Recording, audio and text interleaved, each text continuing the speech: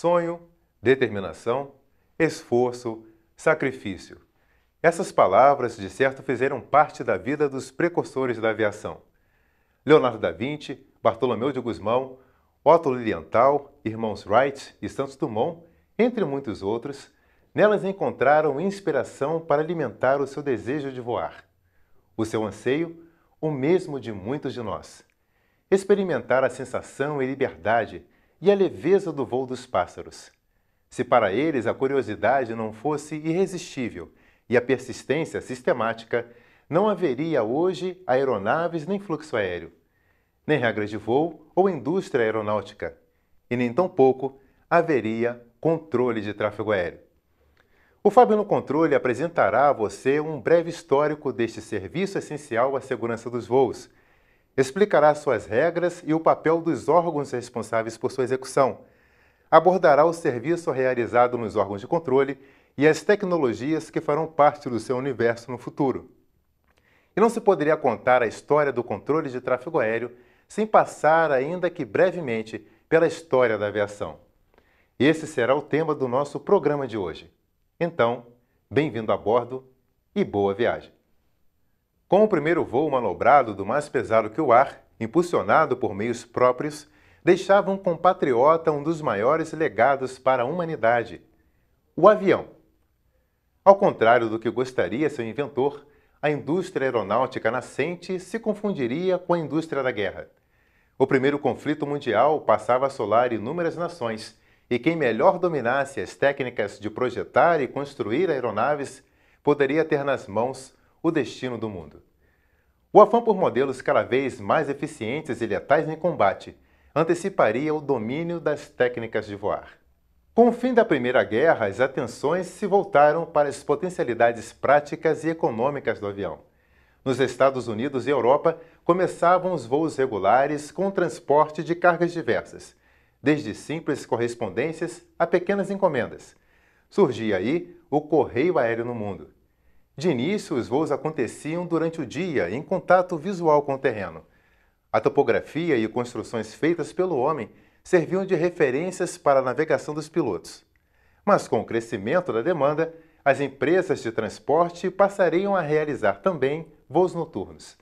Para voar à noite, os pilotos se orientavam por meio de holofotes e luzes rotativas dispostas ao longo das rotas, sinalizando o caminho a ser seguido.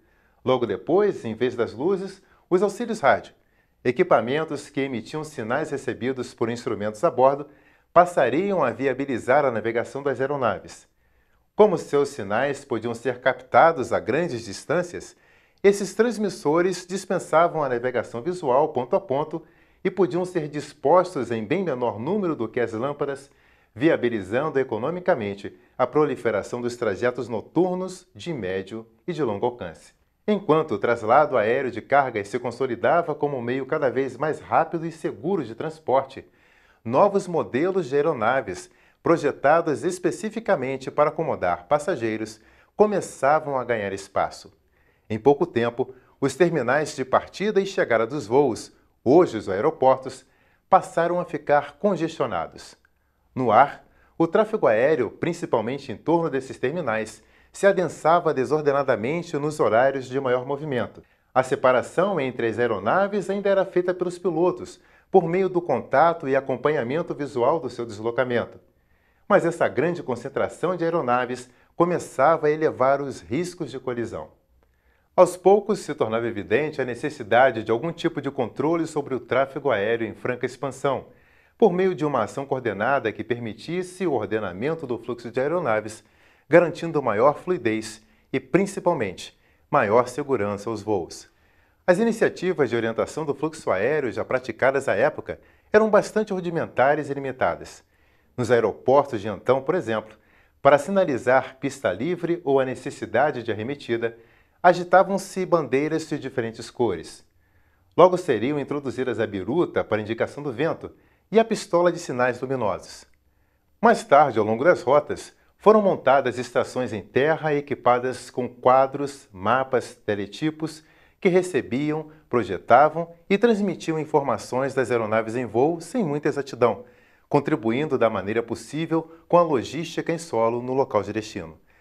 Só gradativamente se tornaria viável a comunicação terra-ar a curtas distâncias, permitindo uma condução mais efetiva do fluxo aéreo, ainda que de início restrita à área dos aeroportos e ao seu entorno. Ainda não era possível manter o contato rádio terra-ar contínuo de longo alcance, o trânsito amplo e rápido dos dados referentes aos voos e também o acompanhamento de sua progressão na rota em tempo real, fatores preponderantes para uma orientação segura e precisa das aeronaves. Com as tecnologias desenvolvidas para a Segunda Guerra Mundial, o aperfeiçoamento das telecomunicações aeronáuticas e o emprego do radar na aviação civil consolidariam a transferência da salvaguarda e controle do fluxo aéreo em uma determinada porção do espaço das mãos e olhos dos aeronavegantes para as equipes em terra.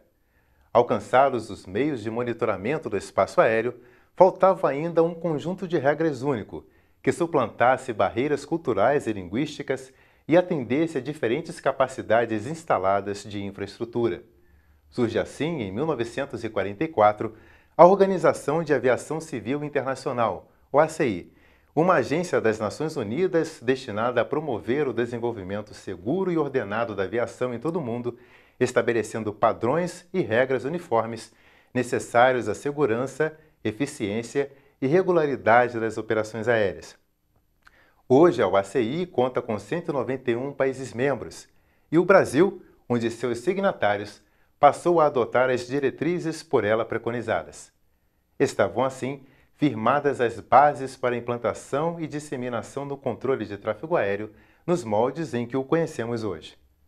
Vamos conhecer agora como se deu o desenvolvimento do controle de tráfego aéreo no período pós-guerra no Brasil. O segundo conflito mundial havia terminado e a aviação nos céus brasileiros prosseguia em franca expansão. O controle de tráfego aéreo, por sua vez, precisava ser largamente implementado no país. Os serviços do Correio Aéreo Nacional, que alcançavam comunidades remotas e guarnições militares nas fronteiras com os países vizinhos, bem como a precariedade de outros modais de transporte, desde cedo fizeram do avião um importante elemento estratégico de integração e de defesa do nosso território. Além de rotas locais e regionais, aeronaves mais modernas, velozes e com maior autonomia passaram a ser utilizadas em voos intercontinentais. O Brasil, com cerca de 8.000 quilômetros de costa faceando o Oceano Atlântico, tornou-se a principal porta de entrada de voos da Europa e da África para o continente sul-americano.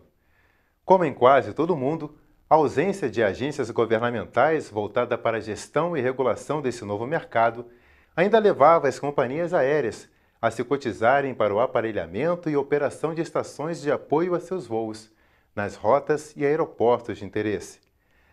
A primeira intervenção estatal se deu com a criação do Departamento de Aviação Civil em 1931, inicialmente subordinado ao Ministério de Aviação e de Obras Públicas. 10 anos mais tarde, ele passaria à administração militar com a criação do Ministério da Aeronáutica. O Ministério da Aeronáutica, por meio da sua Diretoria de Rotas Aéreas, se voltaria principalmente para o desenvolvimento da infraestrutura aeroportuária e das rotas aéreas. Em 1972, ela seria substituída pela Diretoria de Eletrônica e Proteção ao Voo, que, por sua vez, lançaria o Sistema de Defesa Aérea e Controle de Tráfego Aéreo.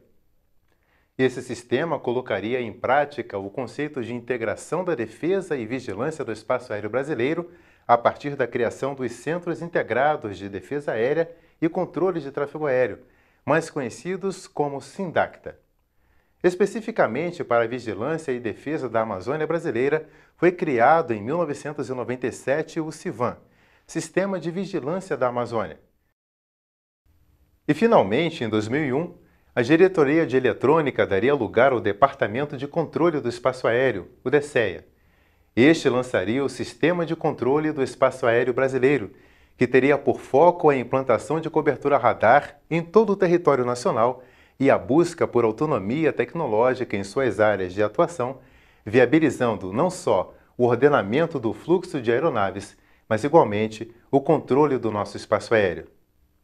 Do voo visual à navegação por instrumentos, Do voo solitário ao intenso compartilhamento do espaço aéreo e da decisão autônoma ao voo controlado, o mundo e o Brasil enfrentaram reveses e superaram barreiras para que pudéssemos voar amparados por homens e mulheres que, de olhar vigilante, passaram também a escrever a história do nosso Brasil.